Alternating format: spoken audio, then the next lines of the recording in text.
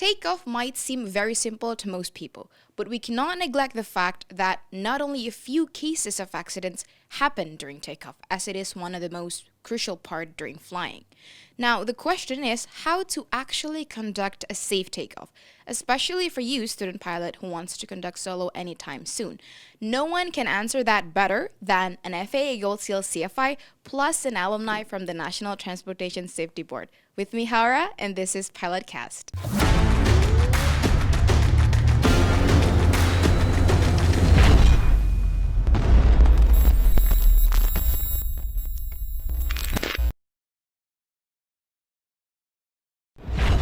Hello, Captain Gima. Hi. How are you doing? I'm doing very well today and really excited Great. to talk about the takeoff threats. Yeah, takeoff threats. A lot of people think takeoff is very normal, very common. You just like unstick the yoke and then you'll airborne. Fly, yeah. But apparently a lot of accidents happen just at the first stage of the takeoff part, even before the runway out, and then they already got a problem. Especially, not to mention if you got engine failure just after departure. Oh my God. But today we're going to talk about Yeah. the takeoff threat itself and what are consideration or skills that all pilots, especially student pilots, need to understand.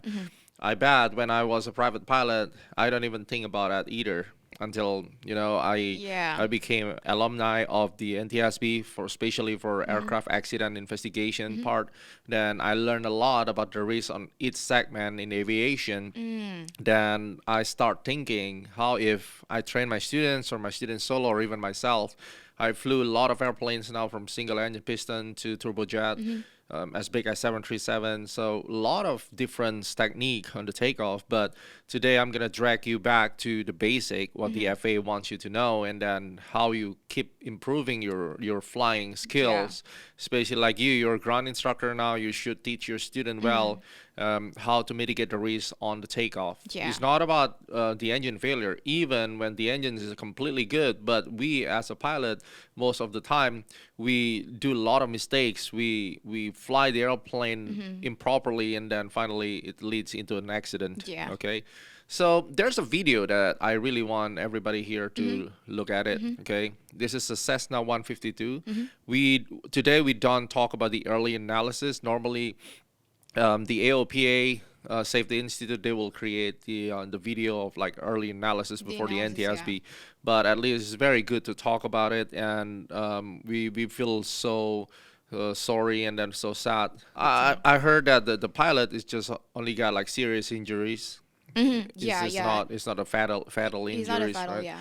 So, but for everybody who flies worldwide in the little Cessna like that, or 152 is smaller than 172, right? It's like two-seaters. It's very sensitive to the gusty wind and so on. So we're gonna talk about it more. Okay, let's take a look a little bit about the video. All right, so the airplane is taking off there and suddenly turned to the left and flips. Lucky it wasn't explode. Yeah. Even it's Wasn't crashed with actually the fire. engine still running, right? Still in the airport area. Small plane crashes at We're Quebec close by the City runway, Jean yeah. Lesseps Airport. Wow, right? So That's really devastating to yeah, see. we're gonna talk why that happened and why on earth the airplane is just taking off like that Yeah. and suddenly it just stopped and flipped Just and spins, crashed, yeah. right? So people say that the airplane was stalled. Okay. But the biggest question is why the airplane can stall at the takeoff part like that. Okay, so we're talking about the 6 threats that everyone should think about it before they take it off. Okay. Okay, even you should take this into your departure briefing if you really need it.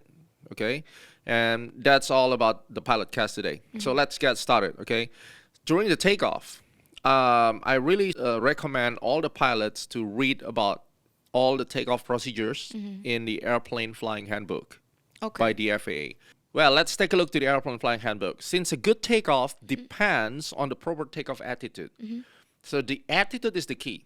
Okay. A lot of airplanes, you need to adjust your seat for takeoff, the dashboard size with your view reference. That's why when I jump into the 737, the instructor told me that the crucial part of the pilot is always the seat adjustment. That's why you told me. Yeah, that's why you need to have a cushion if you're a Yeah. little shorter, right? And then if you prefer to have like higher seat, then you also need a cushion. Yeah. So each pilot got a different feels. Yeah. So you need to adjust that. But when you take off, you really need to set the proper attitude toward Okay. the horizon. I Since see. we're flying VFR now, right? It is important to know how this attitude appears and how it's attained. Okay. Okay, so this is completely crucial. Whether if you slice, there's a nose and there's a horizon.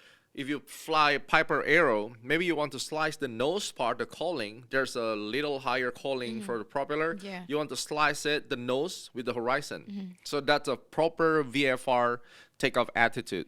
And the other thing is, as the airplane leaves the ground, the pilot must continue to be concerned with maintaining the wings in the level attitude. Okay. The wing level is very crucial. A lot of people, they're not realizing when they fly, take off, and suddenly their hands bring the yoke to left or to the right. Right. Banking. And that is banking to the left and right, and suddenly the wing is not level. It's so dangerous, especially if you take off in the parallel runway. You can jump into the other airplane path, path, right? yeah. As well as holding the proper pitch attitude. So wing level, proper pitch attitude. Okay. The FAA never say about what is exactly proper and normal attitude. Now we're going to talk about it. Let's say we fly a Piper Arrow, Archer, Saratoga, right? You nice and smooth rotate the yoke. You want to slice the nose cowling, like in the middle of that. Then that's a VFR nice and proper takeoff attitude. In the instrument, you want to rotate when you got 60 knots. For general aviation, normally 60. Beechcraft got 70. Nice and smooth. And hold it at 5-degree speeds until lift Yeah. off the ground. Just Lift. don't jank it up. Yeah, right? don't abrupt, right? Yeah. And then maintain the wing levels. So 5 degrees first. After you're airborne, the ground evac is out, and then you want to rotate more. And then what is the speed target? 80 knots. 80 knots. Because in every maneuvers, you're gonna catch for VY. In big jets like the 737 that I flies, we gonna put the pitch at 10 degrees 1st and then bring it up to 15 degrees. But it's nice and smooth rotation. Right. They kind So if you understand that, you will not abruptly pull. pull. Because what's happened is very clear that these guys, they don't have an idea. It's like just pull it like that. Maybe panic, or we never know. Right, yeah. Or maybe the seat rails, the I lock, see. Yeah. right, is failed. Because it was happened. That's why in the Cessna 172N, they got an 80 every 100 hours. They need to check the seat rail. Oh. Because it was happened, take off, and suddenly, That's very dangerous. yeah, it's going back like that, and then it's crash.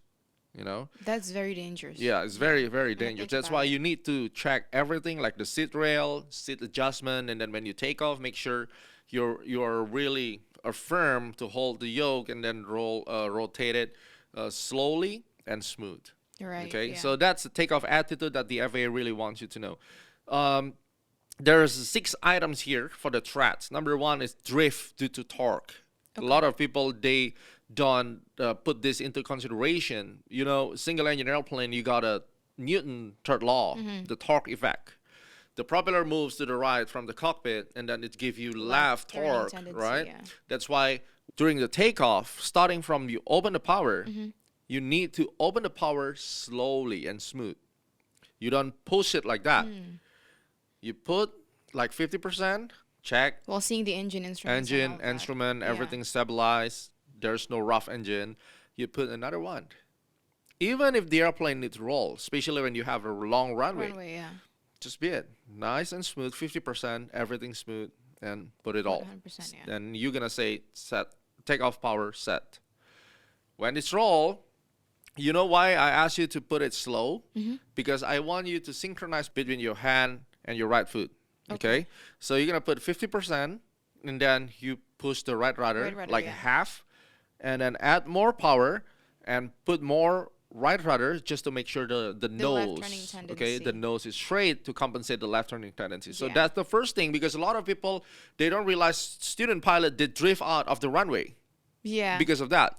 And one of one or two of my students, he fell on the track right away on the takeoff Really? because the airplane drift.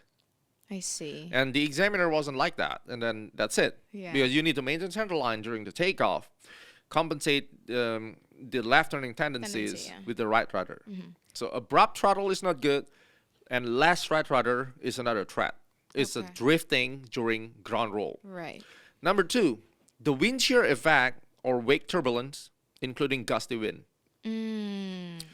You have to understand, you need to put the aileron into the wind. It crap into the wind, yeah. Always, right?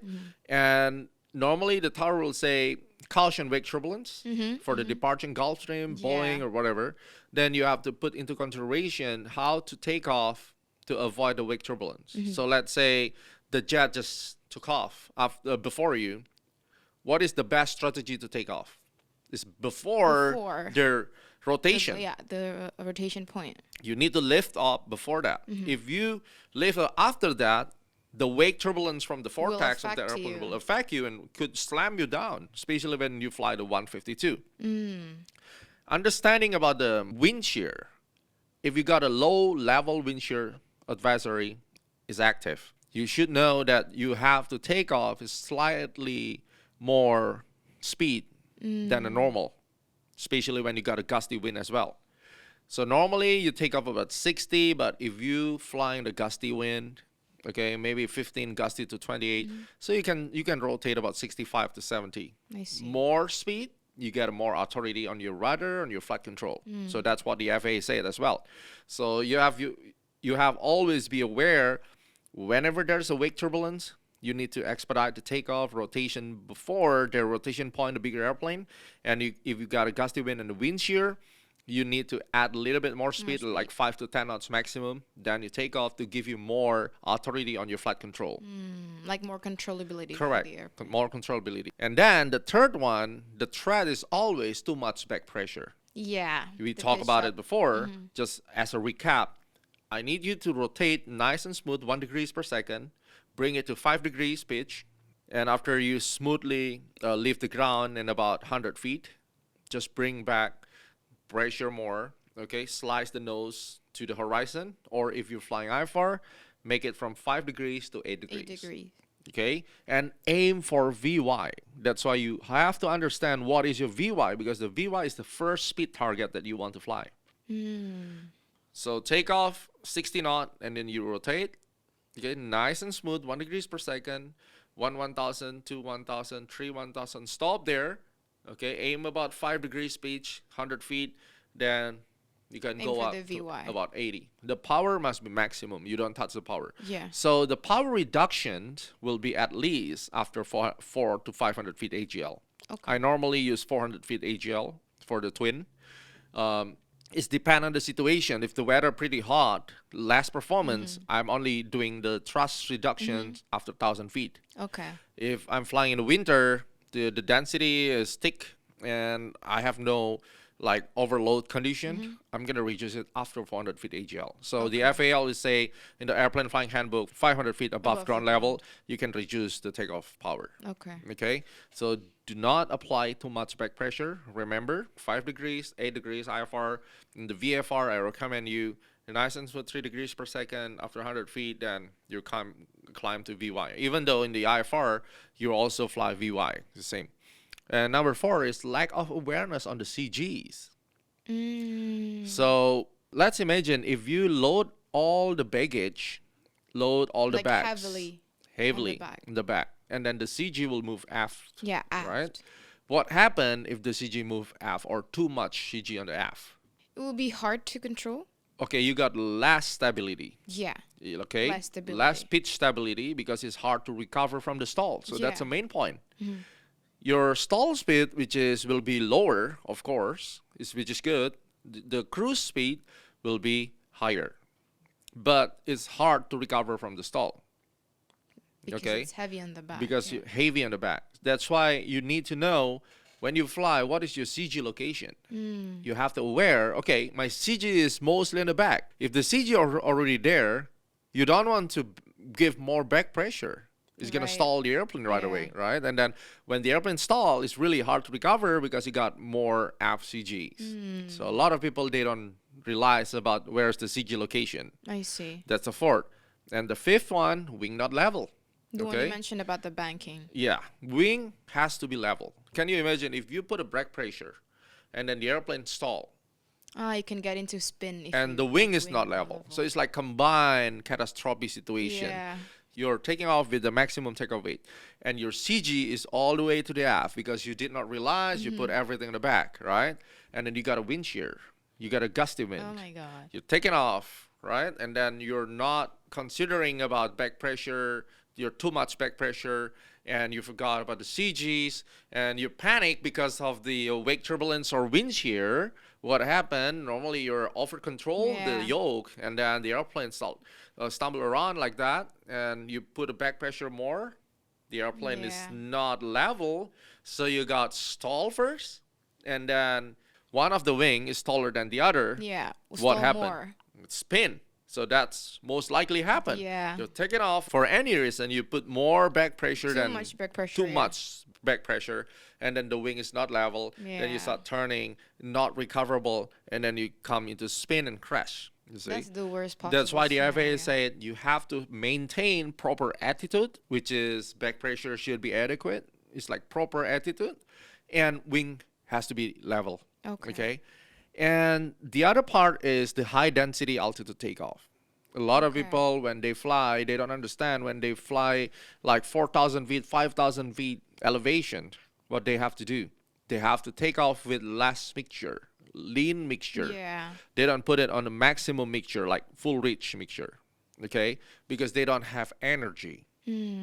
So if you fly in the density altitude elevation, okay, what you need to do is you have to know the weather, like the temperature is crucial. Yeah. You don't it's want very to important. fly maximum weight, hot weather, right? Because the density already high, and then you want to reduce the mixture. Then that's it. So you need to practice over and over again about the departure stall recovery. Okay. You remember on the check ride, you got a power Yeah. on stall, and the FA changed into the departure stall. It's not just power on Right. stall Yeah. because this stall Like to most simulate. yeah takeoff, it's right? most likely happen on the takeoff spot, right? see, Just yeah. like the little Cessna. So now how you aware the stall awareness? It should be there because you cannot recover the stall if you're not aware that you Aware are of into the- the stall, right? That's why if you're not really flying every day, I recommend you to back to the airplane and hire the instructor and do all the check route maneuvers properly. Okay. Steep turn, stall, slow flight, unusual attitude, right? And then emergency at altitude, power of 180. So these all skills need to build over the time, okay?